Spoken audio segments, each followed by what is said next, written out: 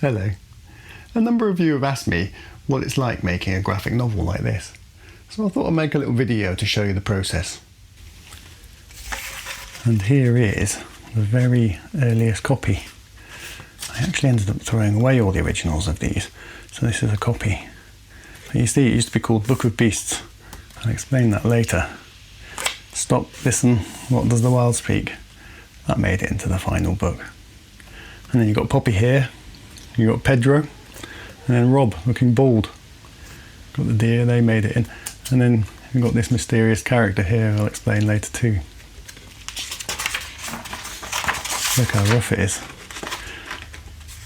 The original street scene with Poppy walking along it, that's all there from the very beginning. Even that shot. You can see that the drawings are really crude, but the main thing was just to figure out how the graphic novel format works, really. I didn't even bother framing it properly, just did these 4 squares here, and then you can see that I actually, just in order to edit it, I would just cut them out with scissors and then stick it on with Pritt stick. And there's the fox. Look how quick all the drawings are. Yeah, at this stage, you don't want to waste time doing all the details of the drawing. You just want to get all the main essences, all the beats right first.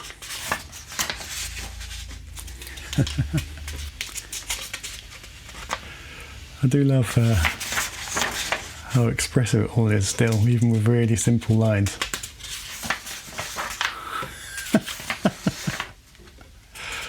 Oh dear. This was an interesting point in the development of the book. And when I went through it, I noticed just quite how much there was 2 people sitting next to each other just talking. And it was at that point that I realised it's a graphic novel. Graphic novels, you should let the pictures tell the story. So at that point, I actually just stripped it all out, all of this conversation. And I think it was so much better for it. But it took me to write the whole thing in this format in order to realise that. So this is a later version here. You can see that Poppy, I've worked her up now, the design, and she actually almost looks like the final version. In the end, I decided to keep the framing really simple.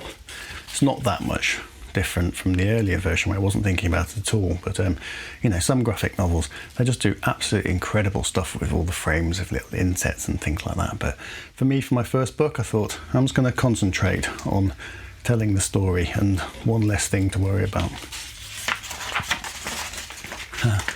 So this is it. In the original versions, there was this book, hence the name Book of Beasts, and it was Rob's sketchbook. There you go. Where he takes notes of all the things in the wild, and then Poppy gets to, she secretly looks at it and then sees a picture of her in it. This is Rob with a little cap on. I quite like the idea that he was a really animal-like boy, so it's got him doing impressions of the animals here. I slightly wish I'd kept that scene in though. It was really fun. I'm sure you recognise that scene, that made it in. This here is the old lady character. She ended up getting cut because no one liked her. Well, she was a bit Marmite actually. Some people liked her, other people thought she was an insufferable bore. I think I agreed with them in the end. Yeah, here she is. She did add an extra level of creepiness to it, which is cool. But I think it's cleaner without her. There's some more characters which got chopped from the story. So these are all the Poppy's friends. I really like her. She was really made me laugh. She was "I love me" on her t-shirt. And here's Rob's dad. Rob's dad was in the story too. He was a property developer and he was looking to build on the little haven in which they were playing. But all of it just felt like, you know, I think there's something deeper that we can go for, and I'm really pleased that, you know, as much as I like these characters, I'm really pleased it went in the direction it did. And here's a newer version, Wildfulness. Yeah, this is mixing the idea of wild with mindfulness. Yeah, so at that point I think the book had gone, and it was more about paying attention. It was the first time I was starting to play with the sepia here, so this was all still just a pencil sketch, so it's got all this graininess, and I thought, I wonder if I can just make it sepia by then colouring it in the computer. Because it was done, the colour was added in the computer. I was also experimenting with some of the sounds as well. Maybe I could just make them highlighted in a colour, because the whole thing would have to be printed in colour if this was the case. You got the deer in there. This was a nice scene, actually. This was actually happened to me. There was on my walk to my studio, there was this very friendly horse, and he would always come up to me and nuzzle me with his mouth. I really remember the feeling of the hair of his lips pushing against my skin. So this got included in the book at the time. Oh, and she gets a bit of a cuddle. I kind of wish I'd kept this scene in now as well. It's funny looking back at it all. And at this point as well, the relationship between Poppy and her mum became really much more important in the story. It's a nice picture, that, with all the bluebells. At the time, when I got to this point, I thought this was it, this was the book done. But upon reflection, there's quite a lot of things which were wrong with it. It was a bit too complicated. It was too long. It was something like 300 pages. I actually printed a full book, and it was thick. It was a big, thick book. And but most of all, I think the actual graphics, because it was done in pencil, it was a bit grainy, and I thought I could do better. And it was at that point that I decided to redraw the whole thing from scratch, which was not a light decision, but something I don't regret. Going back to the drawing board, almost like the very, very first one, I learnt my lesson to not edit the story too much with final images. So this was just a sheet here, so you've got each double page spread here, and it's got all the beats in there. So as quick as possible, just try and nail down what the story is before investing in any proper drawings. I did actually throw this away as well, which is I do regret. And then I'd start my drawings. So this is how it would begin, with the frames drawn in pen, and then just very quick sketches like this to get all the layout and all of that kind of thing in. And then once you've done that, then kind of go in.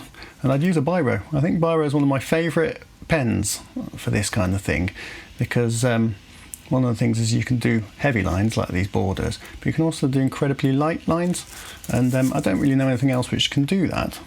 It's a fantastic medium, so you can go, but you can do really fine lines like that, and then, but this kind of variability is you can't get that with a fine liner.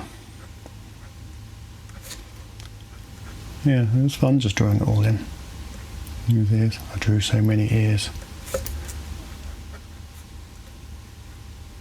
Yeah, see that kind of fine line you can get there? Here's a much more worked up drawing here. I'm often asked how to draw trees, and I've thought about that quite a lot, and actually I think the best way to draw trees is to draw specific trees.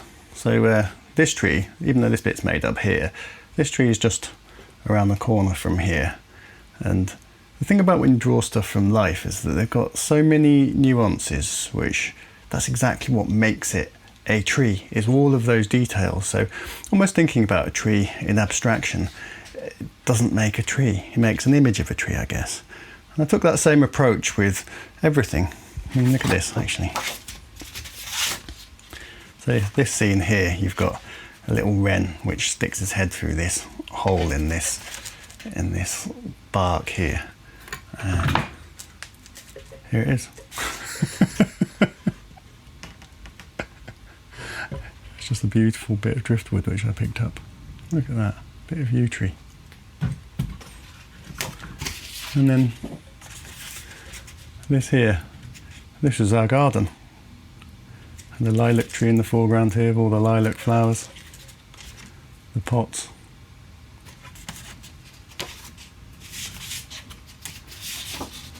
And going back to trees, I know this book particularly loves trees, but you can see, this is a chestnut flower coming to bloom. You just can't make that up, can you? I mean, it's so alien. I just absolutely love it. And these are all of the buds ready to flower. And then this is almost like the sequence of it stretching out into full bloom. And obviously, I had a very obliging dog to model for me throughout the whole process. Thanks, Pepper. So once the drawing is complete, it's ready to be inked. Originally, I would ink onto the original drawing, but I found that if I made a really bad mistake, it would mean that I'd have to redo the drawing as well. So a bit of a compromise was to scan the original drawing and then print it out and then do the inking on the printout, which was good actually, because it was almost like a save game, so that if I made a really terrible mistake, everything's not lost. And also actually it meant that I could paint quite freely without worrying about things, and I think that always makes a better picture. So this is my setup, very simple, just with my easel, brushes, tissue paper, everything. And then these are my inks. So essentially, because the book is a black and white book, it's just grades of concentration. So 1 be very dilute,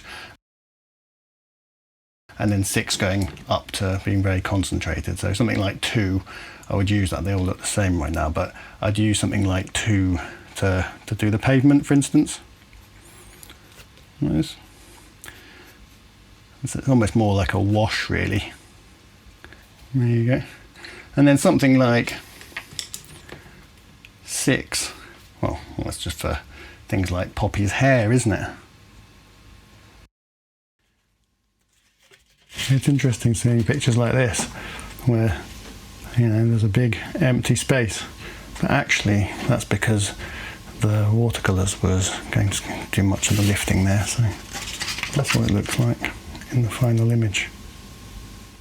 I couldn't quite tell what my favourite bit was actually, whether it would be the drawing phase or the inking phase, and I think I really liked both. I remember doing drawings like this, which was quite, took a long time, and really being excited about the painting phase, and at the same time vice versa. But I think the key thing is that when all the inking comes in, it definitely completes the whole picture. This was actually going to be the original front cover for the book, but Groundwood wanted to change it, and I think rightly so. And this is what it ended up being, with Poppy on the front cover. And again, all the elements from the original drawing in there. But yeah, that's very nice seeing that. Yeah, that was all the drawings in the end. Completely out of order. So a lot of drawing. And then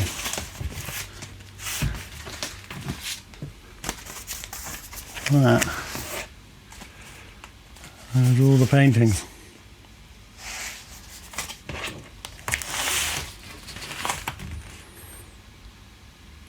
A lot of work. And here it is, the finished book.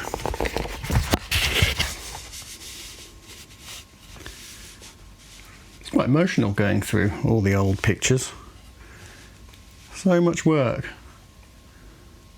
And I learned so much. Saw so much. The amount of looking I had to do for all of these environments, listening to birds and looking at trees and learning flowers and all of those things. It really has transformed the way that I see the world. I hope you like this video, and I'm planning to make a lot more. See you soon.